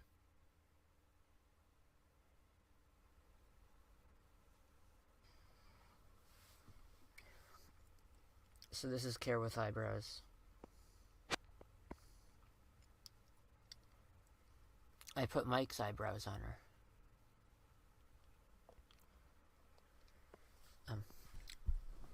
I could have put other eyebrows on her, but I didn't.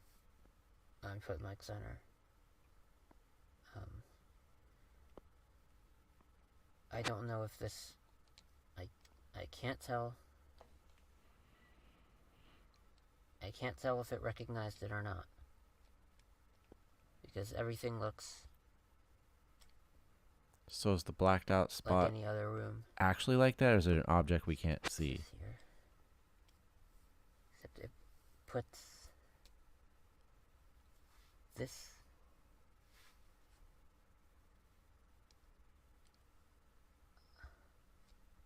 I don't know, maybe that's just something that it puts in any room. Is it centered, or is it actually like that?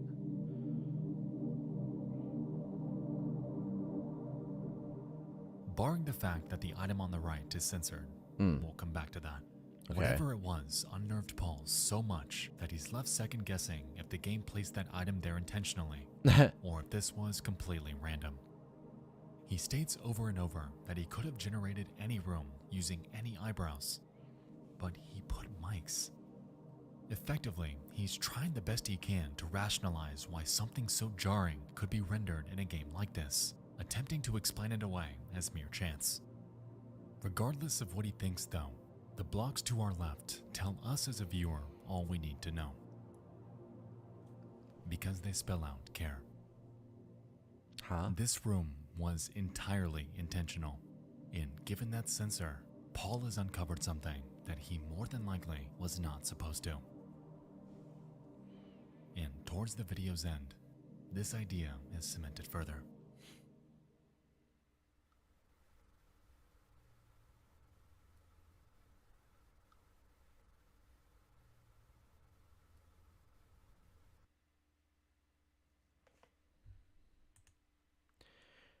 We had to cover something with a black box. Right now we can't say why. Some other things we're expecting to censor in the future. A big present with a sticker on it, something on a wall in a black house, and written on a chalkboard. Okay. We've had to cover something with the black box. Right now we can't say I swear why. every time I pause Some other something things because I'm we're like, oh, I expecting need to censor read in the that future. in the A big video. present with The a sticker video on ends it. up reading it. Something on a wall in a black house, written on a chalkboard.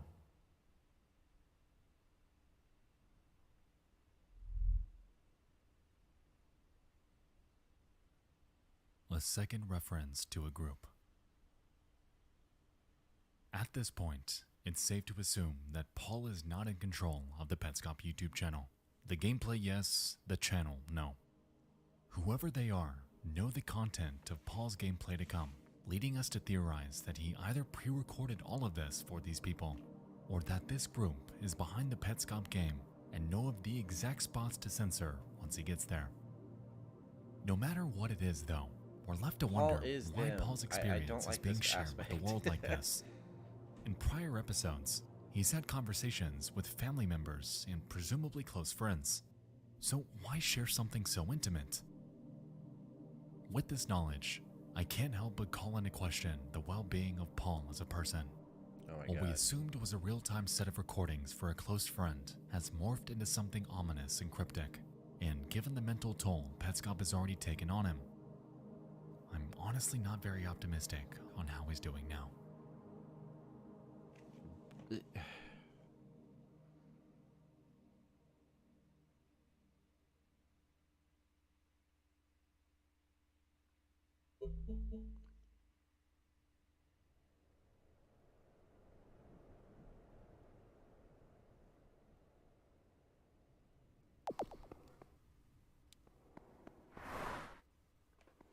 Nah, I was playing Frogger. Petscop 8 opens with Paul shitting around on the road. He notices that once he I'm leaves sorry, it, with him what? a car flies by, and so he just stands on it.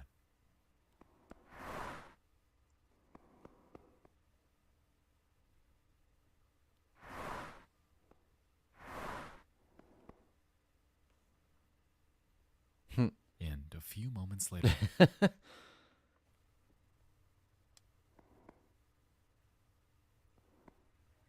What?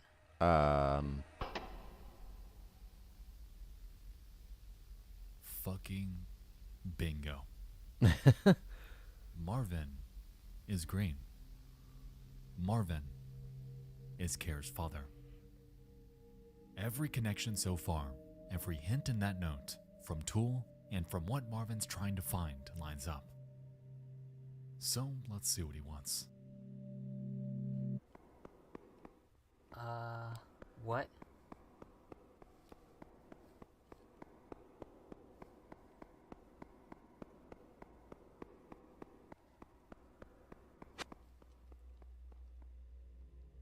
Unsurprisingly, Marvin leads us to that picture of the school, something we know he's trying to find. Following this, he takes us to the photo of his house before heading off and running into a wall. Initially, Paul He's laughs lagging it out. off. However, towards the episode's end, he postulates that there may have previously been a path where Marvin took off. Yeah, well, the thing is, it's not here now. There's not even a passageway or anything. Can you remember when you saw this?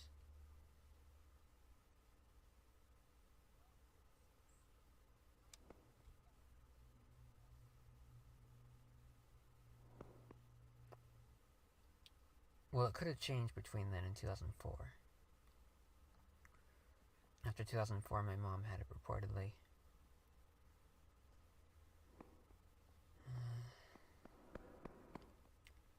Well, okay. Thanks. After 2004, my mom had it.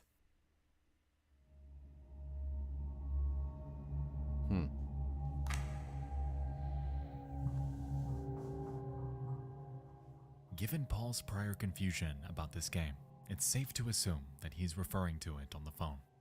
This implies that the one and only copy of the Petscop game has been in his family's possession since it was developed in 1997. Keeping in mind that the original premise of this channel was for Paul to prove to someone that he's not lying about this game that he found, it leads us to assume that Paul may have been meant to find this, because why would his mother have it in the first place? With the context from Petscop 7's cliffhanger, that idea bears more and more weight the longer I think about it.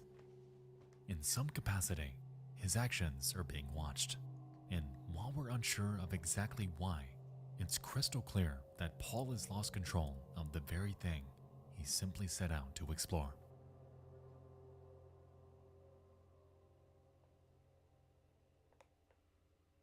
Paul isn't playing Petscop anymore.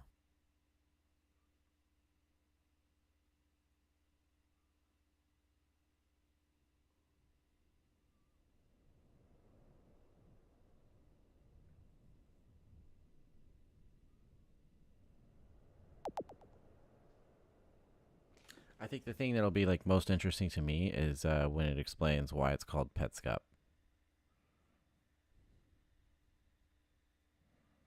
Like what that's referencing, what it's supposed to mean.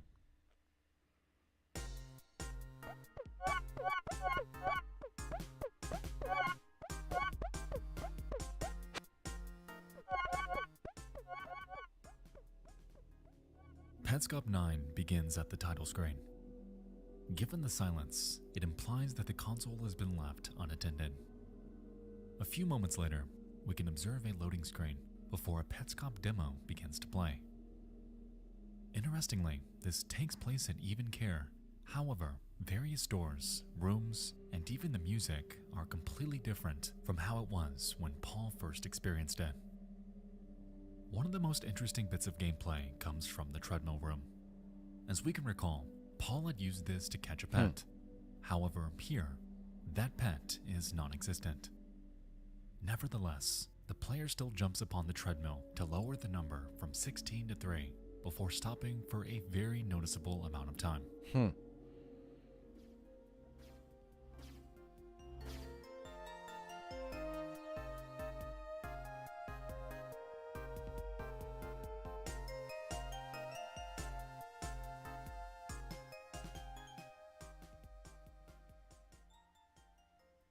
Throughout the years, it's been found that this treadmill segment synchronizes perfectly with something we've seen before. Yeah.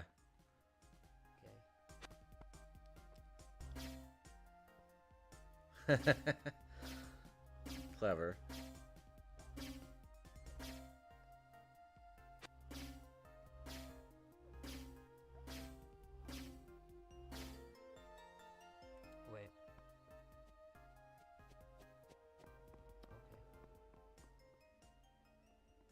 This synchronicity implies that there's some sort of recording mechanic going on within Petscop, and could explain why Marvin kept running into a wall during the last episode. With this in mind, it's implied that Petscop carries its own dichotomy: live player input and past player recordings, both of which can interact at either different I think I times figured something or within out. different versions of the Petscop world. More on that later.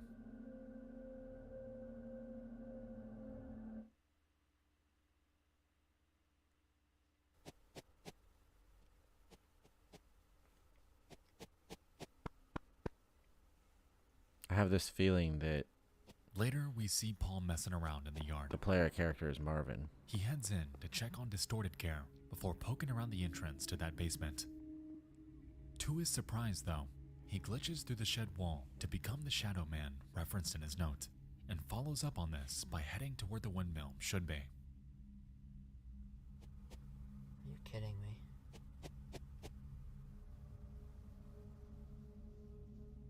It's clear that Paul is confused, because he is now what he perceived Marvin to be.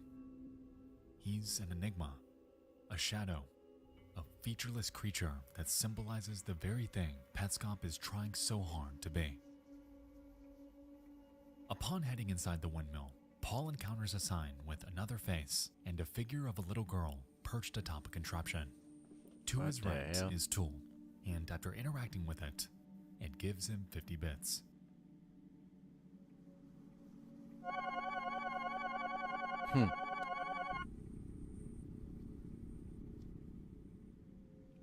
After heading back and inputting the newly discovered face into the child library, Paul receives the following prompt. You found her. Before he finds a room with both a note on the back wall and another version of the player character in the background. Interestingly, we'll soon find that this Creepy. other player mimics the exact movements Paul makes later in this video. Now, this could either be a massive coincidence, or somehow Petscop as a game has an ability to predict his movements. This, in a way, falls in line with the censor message from earlier, as they too claim to know of certain events that hadn't even happened yet. Upon interacting with the table, Paul observes a red tool in the windmill. That's because it's a video. It was pre-recorded and then they published it, so they edited.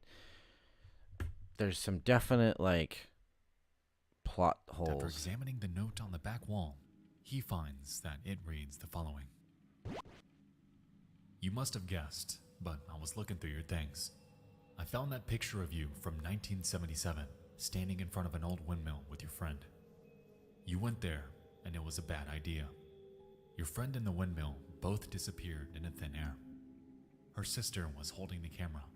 She took another picture minutes later. Just you, no windmill, and no friend. You married her sister, and years later, your friend was reborn as your daughter. Your wife won't admit this is true, but I know it because I found the evidence. Your friend never returned with you, and the windmill was gone. I went to see it myself. Where is it? What did you do? Rainer, Newmaker.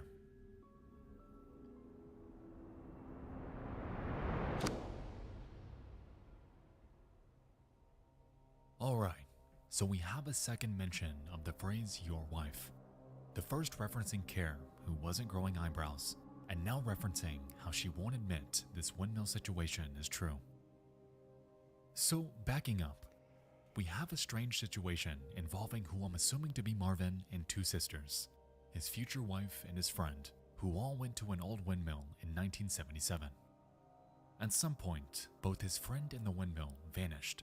He later married his friend's sister, and somehow his vanished friend was reborn as their daughter. Keeping in mind our prior connection about Care being Marvin's daughter, it leaves us to wonder what her overall role is in this situation. Going by this note and the prior references to being born, it seems that Care might be the result of this supposed rebirthing. That is, if we take this literally and assume that every single thing Rainer's saying here is true. And that's the problem here. We've hardly met this person, We're unsure of what their motives are. We know that they have a very bizarre style of presenting thoughts. They bombastically claim that a fucking windmill vanished, and for all we know, could simply be running with a circumstantial assumption that Marvin's friend was reborn. Right. No matter what, it seems that Rainer is hell-bent on believing that Marvin has done something unforgivable. In a way, he's allegedly played a hand in killing off a little girl for his own benefit. Yet, given the references to Care's psychological torment, it's clear that even she has been the victim of him as well. So what is going on? How the hell does a windmill just disappear? And who exactly is Rainer?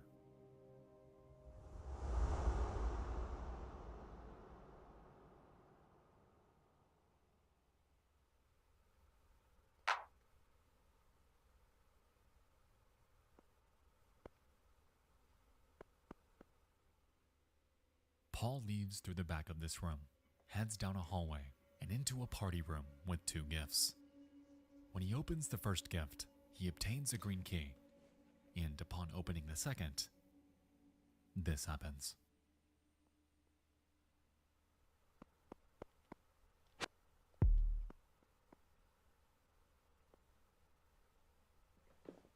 Ah, another sensor. What the fuck? Some sort of large rotating pyramid emerges to Paul's surprise, and no further context is given. A few moments later, Paul finds a secret exit leading to a tight corridor with a single gift box, and after interacting with it, it opens and draws the camera inside. Interestingly, as this happens, we can hear a choir sound before Paul regains control.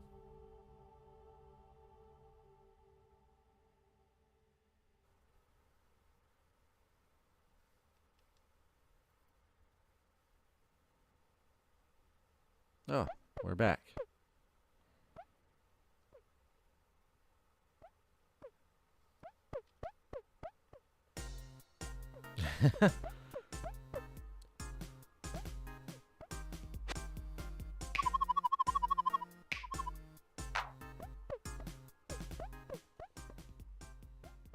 Wasn't there a door he couldn't open before? As we can say, much of the game has changed, leading me to wonder if that sound had something to do with it.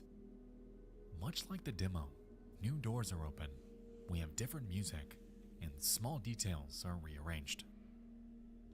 Immediately, Paul heads to collect every bit he can before heading to the treadmill room. And while here, he discovers that he can actually break it by setting the value to -1. This causes the game to crash, and once it reboots, Paul heads back to the shed and realizes that distorted Care is now Care in LM. And so, he catches her. Well, now he can go to the book deposit thing. And then reads her description.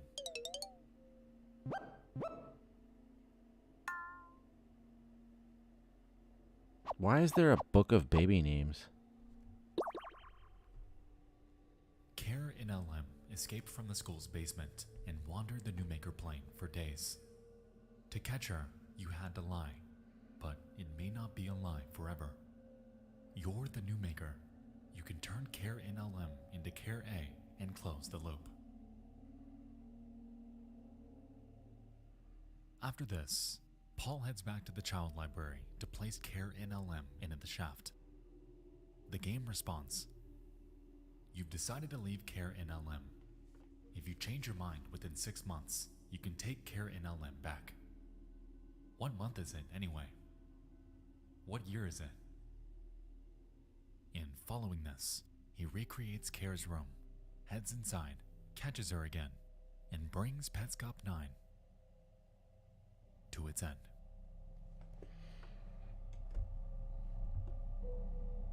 I think probably when we get to the halfway So, Care in LM, point, we might someone stop. who at one point was locked And inside pick it the up school later. basement, escaped, and wandered aimlessly for days.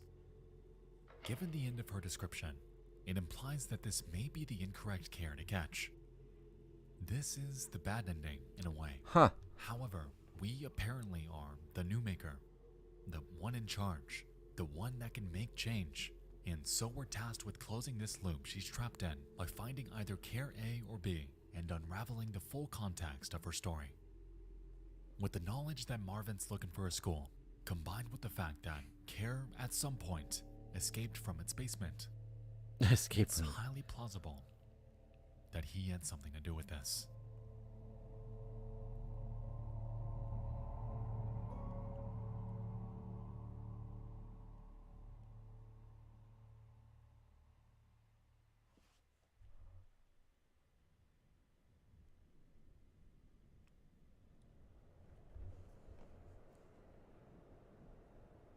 The ghost room is a ship in a bottle.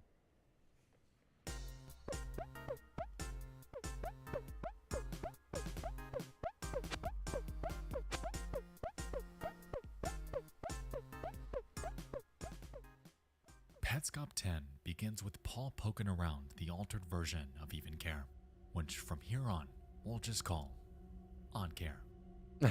He messes with the switches in Amber's room and manages to find a way to open both cages. A short while later, the game crashes, informing Paul that his save file now faces possible corruption. Nevertheless, he's still able to select it, placing us back into that small corridor from earlier. After interacting with that gift box, he re-enters Odd Care and returns to Amber's room.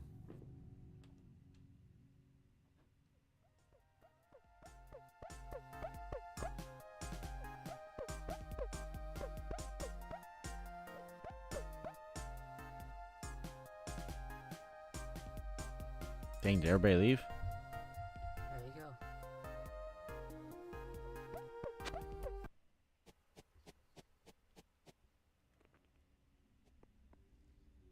Now, while this discovery might seem innocuous, this actually serves as a sizable revelation about Petscop as a game. For those with a keen eye, you may have noticed that within the pause menu, it's a save function, and because the game crashed earlier, Paul wasn't able to. Okay. Regardless, the cages remained open, meaning that in some capacity, Petscop tracks your progress, even if you don't. This leaves us to wonder if the Petscop that Paul was presented with in the very first video was the base game as it was created, or a modified version based upon the actions of players that came before him. This could explain why when Paul mentioned how he created a new save, nothing was as it was when he first experienced it. In a way, If we're going by the idea that this was like a PS1 game, that would only be possible if he was using a memory card that was like passed along with it. Because obviously the CD itself, that wouldn't work. Petscop is always changing. It's almost like this ever-evolving organism.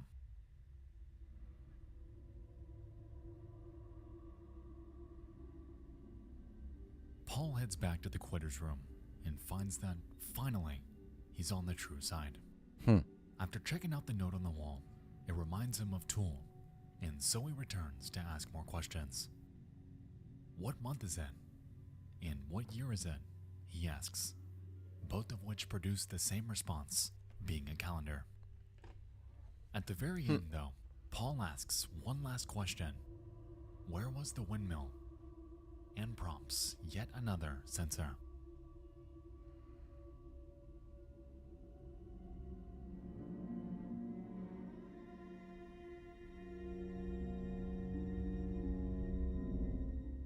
Given the increase in their frequency, it's clear that Paul is onto something he shouldn't be.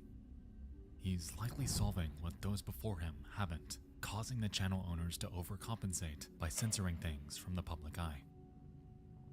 Petscop 10 was brief, yet stands as more of a bridge between Petscop's origins and where it's headed to next.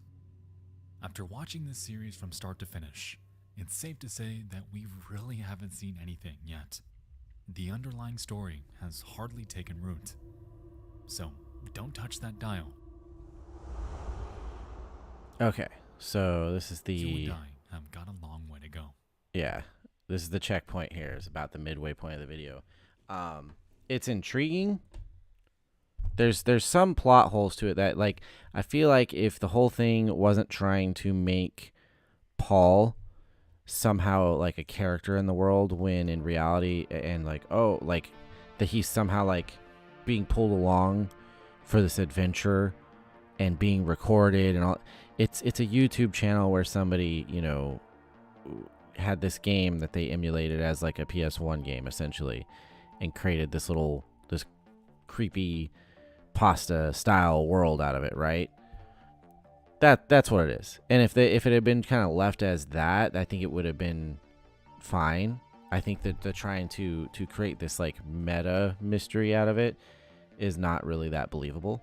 But the lore of the world and the mechanics of like how it's being solved, that's fascinating. I like that. But it's also an almost 3-hour video. And it's 2 a.m. And according to YouTube, one person is watching, which means nobody's here. So I'm thinking everybody left. So I'm going to go ahead and pause here. And next time we come around or something, we might pick it back up. So, anyways, I'll probably go ahead and end it there. I definitely wanted to get back to stream tonight. I'm also off tomorrow, Friday, and Saturday from work, so I will definitely be making my Friday and Saturday night streams. I want to start working on some other kind of content here in between, but also Starfield is a thing. So I'm probably going to spend a good amount of time on Starfield this next couple days. So, anyways, if you're here, I know there were a couple people here. Matt, Tomcat, Sky. Sky recommended this video.